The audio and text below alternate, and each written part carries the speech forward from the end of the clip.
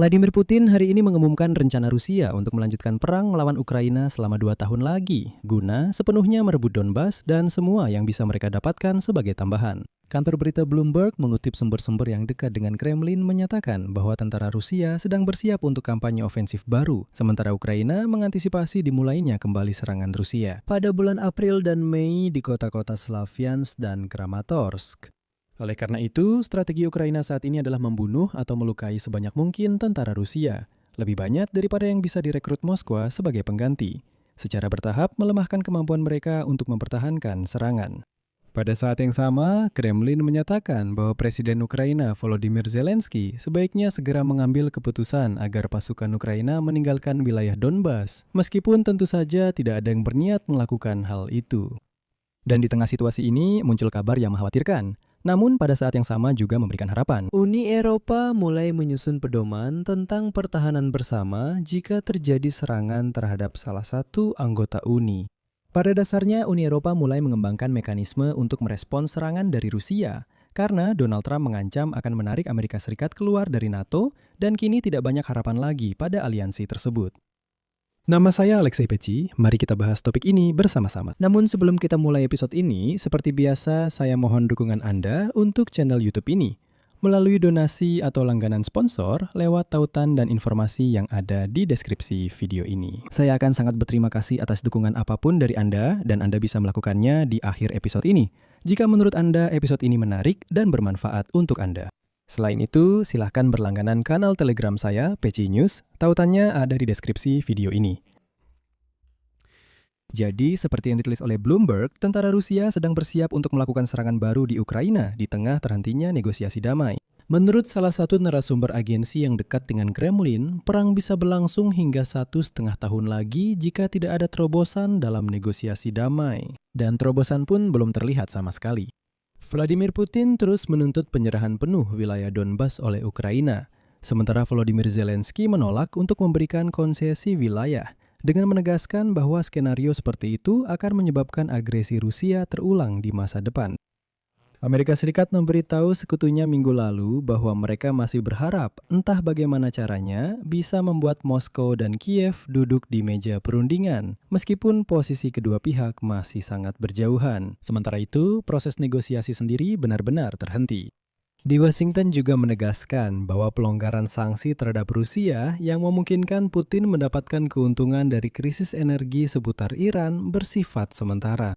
Katanya, jika Putin tidak mau membuat kesepakatan, maka Amerika Serikat akan memberlakukan kembali sanksi, atau mungkin juga tidak, seperti yang dikatakan oleh Trump. Dia bilang, mungkin kita tidak akan memberlakukan kembali. Awalnya mereka menyebut pencabutan sanksi itu bersifat sementara, tapi mungkin saja itu akan menjadi permanen. Nah, sementara itu, apa yang dilakukan Putin? Dia menghasilkan dolar untuk melanjutkan perang. Misalnya, banyak orang, saya yakin, bahkan tidak tahu dan tidak menyadarinya, tapi hari ini, Kantor Pengawasan Aset Asing Departemen Keuangan Amerika Serikat memperpanjang lisensi untuk transit minyak Rusia ke Tiongkok melalui Kazakhstan hingga Maret 2027. Karena orang Amerika memiliki kepentingan mereka sendiri dalam bisnis ini. Padahal, Amerika Serikat bisa saja tidak memperpanjang lisensi ini dan memblokir aliran minyak ke Tiongkok. Selain itu, seperti yang Anda ketahui, baru-baru ini Amerika Serikat juga mencabut sanksi terhadap kapal kontainer Rusia. Dan ternyata salah satu kapal yang dicabut sanksinya itu terkait dengan Kabaeva. Siapa itu Kabaeva? Saya rasa orang-orang yang berbahasa Rusia sudah sangat memahami. Tapi sekarang sudah sampai pada titik seperti itu. Namun demikian, seperti yang ditulis oleh Bloomberg, bahkan di Kremlin pun mengakui bahwa serangan baru yang sedang dipersiapkan oleh Putin kemungkinan besar tidak akan menghasilkan kemajuan signifikan di garis depan.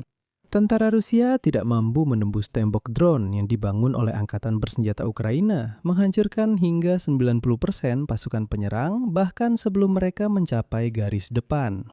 Pada akhir tahun lalu, para jenderal staf umum Federasi Rusia berhasil mengambil kendali wilayah Ukraina, sedangkan setahun sebelumnya hanya 0,6%. Di beberapa sektor, laju serangan Rusia hanya mencapai 15 meter per hari dan mencatat rekor terburuk dalam lebih dari 100 tahun sejarah perang modern. Bayangkan saja sampai serendah apa orang-orang Rusia dekil ini telah jatuh. Perang di Iran yang membuat harga minyak melonjak tentu saja akan memperbaiki kondisi anggaran Rusia yang belum lama ini hampir runtuh.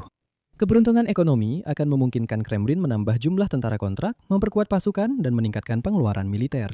Pendapatan minyak dan gas tak terduga yang saat ini diperkirakan mencapai hingga 34 triliun rubel per tahun kemungkinan besar akan dialokasikan langsung ke anggaran militer. Lebih dari itu, demi melanjutkan aksi militer, Kremlin sedang mempersiapkan masyarakat untuk mobilisasi parsial baru. Para ahli dari Institut Studi Perang Amerika sudah menulis tentang hal ini sejak bulan Februari.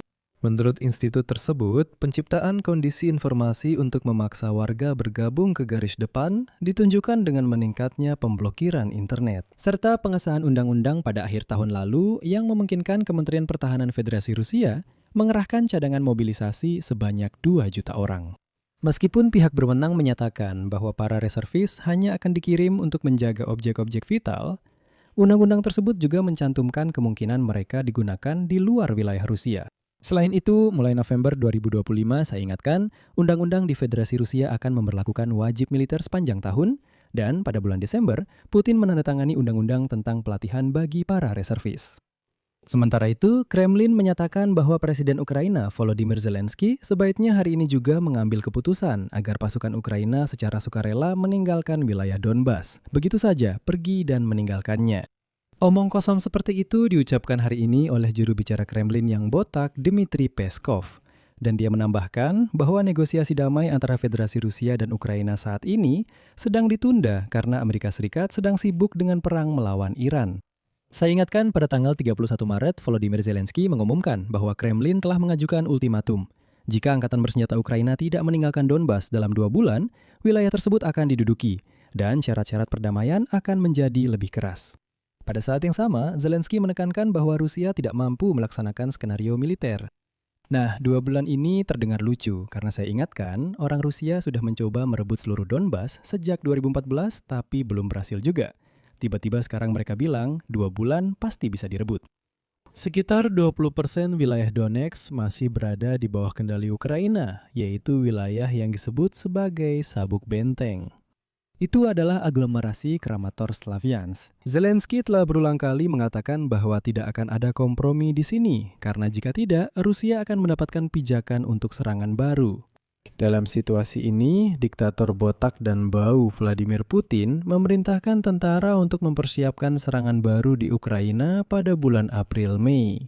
Sementara itu di Kremlin, mereka menciptakan kemenangan baru untuk rakyat Rusia agar ada sesuatu yang bisa ditunjukkan sebelum serangan baru. Lihat, kita menang di garis depan.